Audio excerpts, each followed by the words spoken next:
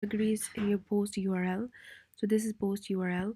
So if you want to add categories, what you do is you go to settings, okay, and then you go to permalinks here.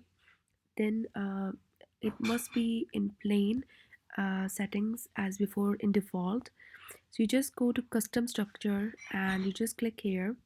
You choose a category and you choose a post name, and you just save changes at the end, and that's done.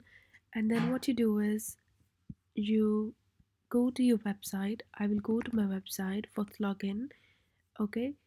First of all, And then what I'll do is um, I will go to uh, this post, for example, and I will notice that this post has a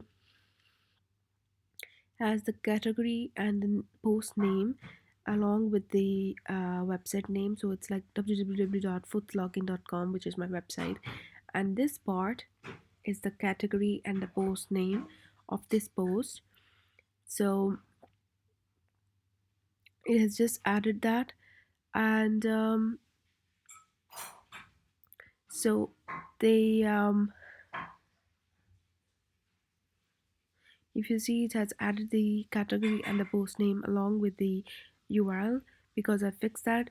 So mostly websites have that. For example, if I go to Wikipedia, if I type Easter, and I can see the post name Easter after the website.